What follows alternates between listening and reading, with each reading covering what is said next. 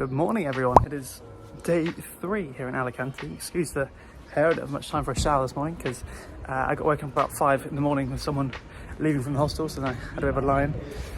So we're just going to go, I don't know why I keep talking in third person, as if there's more than one of us, me, sorry. So I'm going to go have some breakfast at a place that's been recommended, and then we've got the whole day until about 5 or 6 o'clock to explore, because our flight isn't until about 9 p.m. So let's go grab some food because I'm absolutely starving.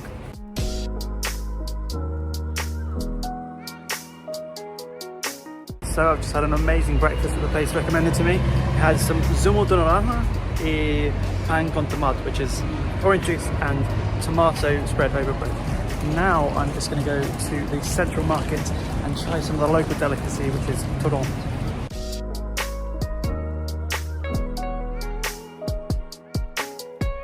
So on my free walking tour yesterday, my tour guide Marianne told me to come to this place, SB, and say that Marianne sent her. She's got some free turon in Alicante, which is white turon. I think it's made from sugar and almond. So we're here in the old town in Alicante, and on my tour yesterday I had to come back. It's very interesting. We're just outside one of the cathedrals. If you can see here, you see these lines down here.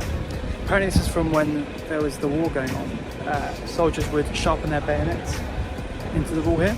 Very interesting. You also see here where canyons have hit into this cathedral. You see at the top there?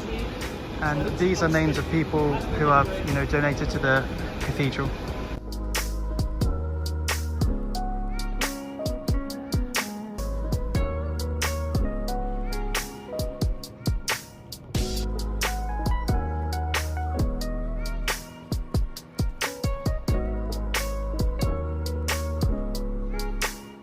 So on my tour yesterday, I actually learned quite a bit of history.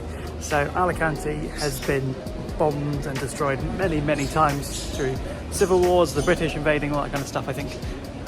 So there's not much ancient history because it's all had to be rebuilt. Obviously because everything got destroyed. As you can see up there, there's another where a cannon's hit, clearly up there. But anyway, up to the name of Alicante itself. So the tour guide told us a little legend that there were 2 lovers, Ali and Cantera, and they couldn't be together because of political reasons, and they both committed suicide, sort of dubbed the Romeo and Juliet of Alicante. So put their 2 names together, Ali and Cantera, and you get Alicante. Of course that's just a legend, but it might be true. Also, interestingly enough, the father of Cantera, who was the king who lived in Santa Barbara Castle, was so sad at her passing, so in despair with her passing, that apparently he stayed in the castle until he died. And I'll put a video in a minute, but you can see a man's face in the mountain that Santa Barbara Castle is on top of. There is the Castle of Santa Barbara, and if you can see, there is a man's face carved into the rock, which is supposedly to be the late king. I have no idea how they would have done that. I also have no idea how they built the castle on top of this massive hill, but who knows, it looks spectacular. You can see up here is all of the cannon holes of them trying to attack this ancient cathedral. Interestingly enough, the town of Alicante was run once by Arabian people, and therefore this cathedral here was built over the site of the old mosque.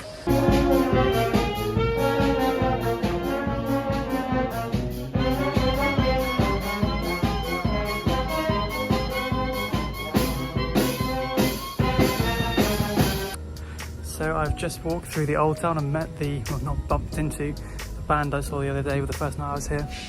But now I'm just going to go walk to one of the other cathedrals we saw on the tour, and then head back up here, back up to the castle. However, I think I'm going to take the lift this time because it's too hot and I will just burn if I don't.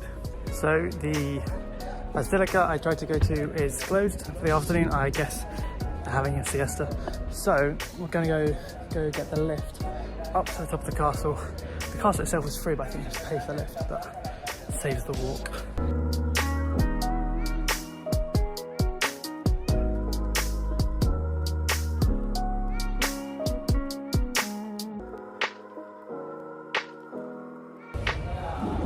expect to be going on its own. Well, I suppose it is a lift, but it's quite a hefty tunnel.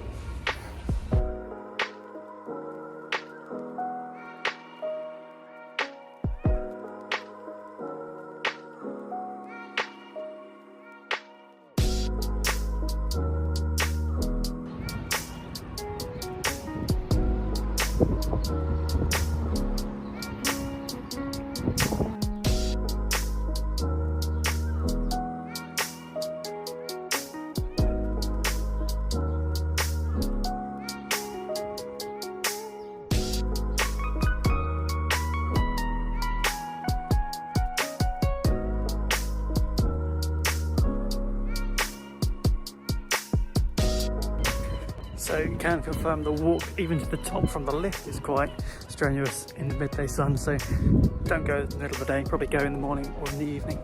But anyway, I bumped into a girl from the hostel right at the top, funny enough, had a nice chat, and now I'm just going to grab some lunch before I head down back to the beach. So what have my thoughts been about my first solo trip?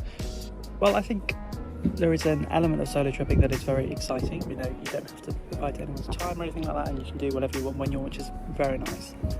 I do think though it completely depends on what you're looking for, and in terms of, you know, whether you hope to meet people or whether you know, because if you don't meet anyone at the hostel, it can be a bit lonely sometimes, which I found a bit yesterday.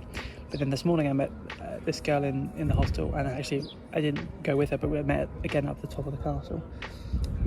So that's nice. For me, I'm quite a people person, so I like talking to people, but if you like to be fully on your own, then go for it. In terms of the hostel, absolutely fine, you know, nice and clean, always felt safe. It was great, but yeah, just a bit, not antisocial, but not the most social in the world. So yeah, I've just got a few hours to kill until my flight, so I'm going to head back down, grab some lunch along the beach, and then walk along to the bus back to the airport, I think. I was fishing that one of my last trips. One of the last points on the trip is here to Santa Barbara Castle with the Alicante sign. Been a great place to be my first solo trip. Everyone speaks a lot of English, everyone's very friendly. Definitely recommend, maybe for 24, 40 hours, but you don't need much longer unless you want to go to the beach.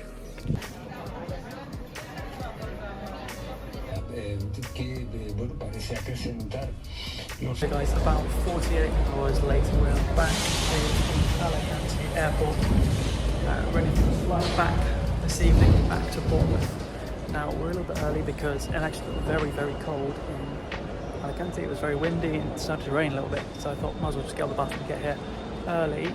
Our flight isn't until 9:30 and it's now just gone 6 o'clock, so we've got a bit of time to kill.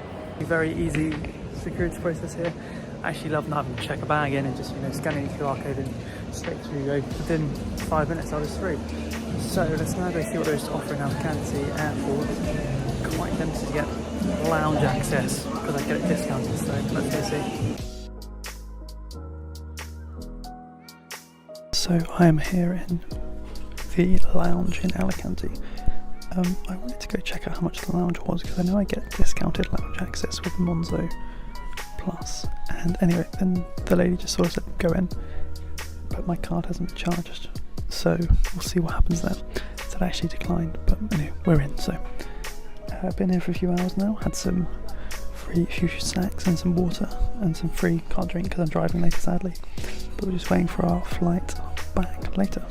The flight is at 9:30, gets in about 11 o'clock, and then I've got about half an hour drive back. So all in all it's been 3 full days since I left, but I only got about 48 hours in Alicante because of travelling. Overall I think my first solo trip has been a success. The hostel was very nice, not the most sociable, but it was very nice for the price I paid. And all in all I spent about £240, which works out at about £80 a day, which isn't bad considering the flights, the parking, you know, food and accommodation, so not terrible at all. Of course you can do it a lot cheaper than this, but I wasn't really, you know, looking to save money. I wasn't shopping at supermarkets and stuff. I was just eating nice food when I got out there. I've never been in a lounge before, but this one's quiet, but it's quite busy. So it did get quite busy. I don't know if they limit the numbers and stuff, but this would have been £24. I suppose it's worth it if you want a bit of privacy and you get some kind of food and you get free drinks and stuff. But maybe not for a proper short haul. I just had 3.5 hours to kill, so worked well.